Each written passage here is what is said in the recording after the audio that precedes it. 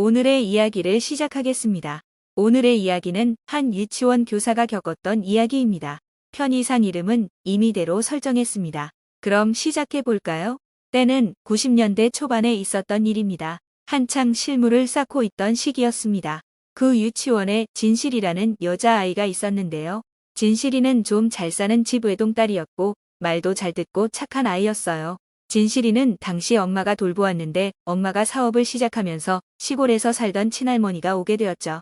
진실이 부모님들은 두 분 다 굉장히 친절하고 상냥한 분들이셨고 진실이를 무척 아끼시는 분들이셨습니다.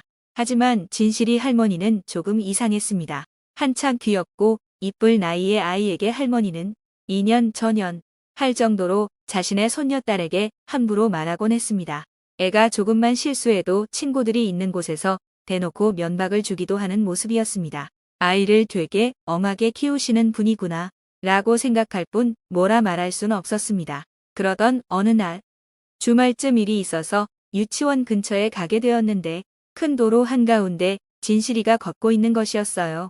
훤한 대낮이었고 워낙 예뻐하던 아이라 바로 알아볼 수 있었습니다.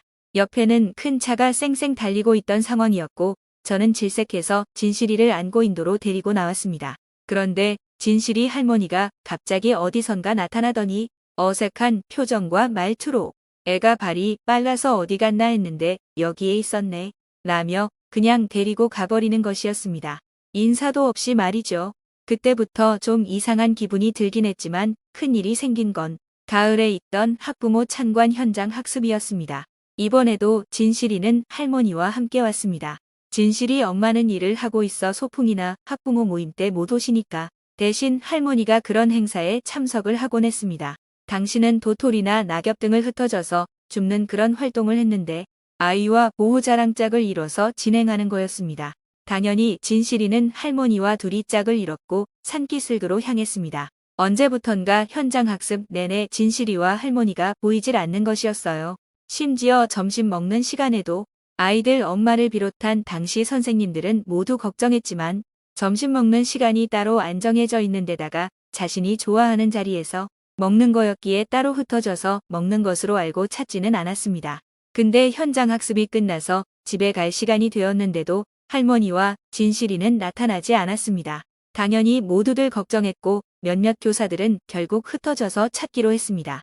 그러다 시간이 늦어지자 다른 아이들 때문에 어쩔 수 없이 하교를 해야 했습니다. 근데 유치원으로 전화가 오는 것이었습니다.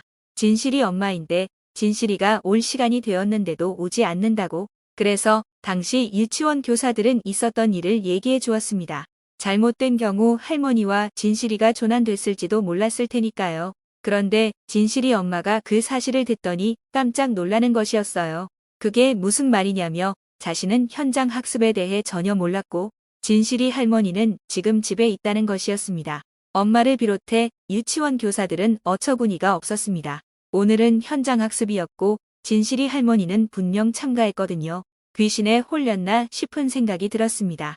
목격자만 해도 굉장히 많았고 진실이 엄마는 이 사실을 모르고 심지어 진실이 할머니는 지금 집에 있다니 진실이 엄마는 고민할 것도 없이 바로 119와 경찰에 신고했습니다.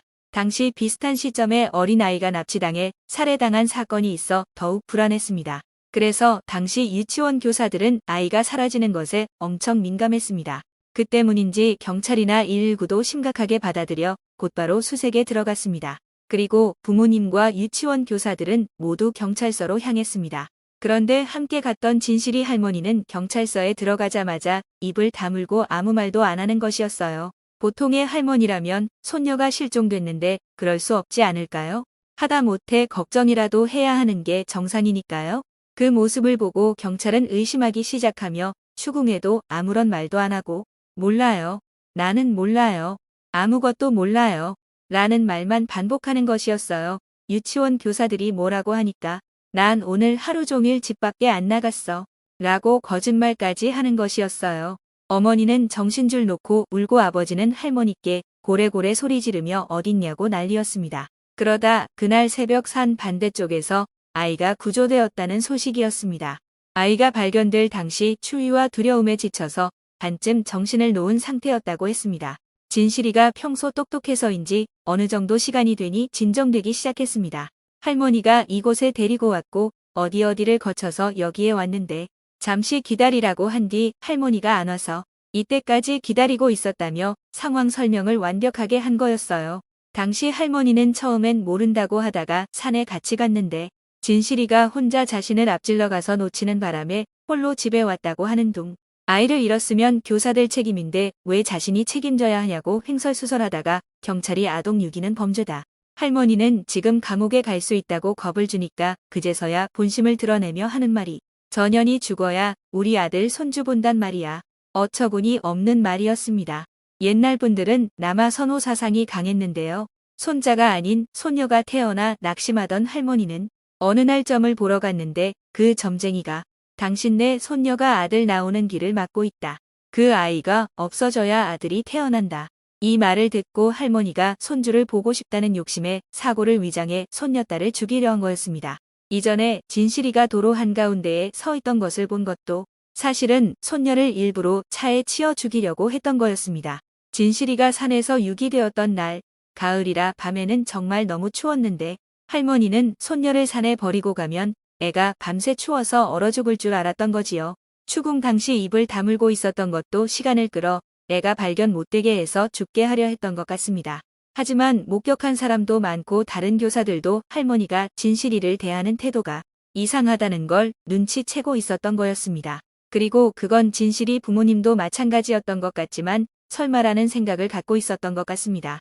진실이 아버지는 이야기가 여기까지 진행되자 어머니고 뭐고 눈이 뒤집혀서 할머니 뺨을 때리고 욕을 하면서 경찰한테 감옥에 어서 쳐넣으라고 난리를 칠 정도였습니다. 그 상황에서도 할머니는 자기 아들이 뺨을 때리니 노발대발하면서 어떻게 나는 널 위해서 그런 건데 엄마 뺨을 때릴 수 있냐?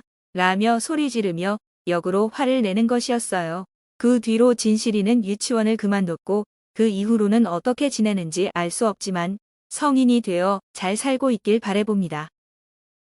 오늘의 이야기는 여기까지입니다. 요즘도 드물게 아들을 원하는 가정이 있지만 당시엔 더욱 아들을 원하는 집안이 많았죠. 그렇다 해도 손녀를 죽이려는 마음을 갖는다는 것은 쉽지 않은데 참 무서운 일이었네요. 재미없으셨어도 끊지 말아주시고 다음 영상에서 뵙겠습니다. 제발.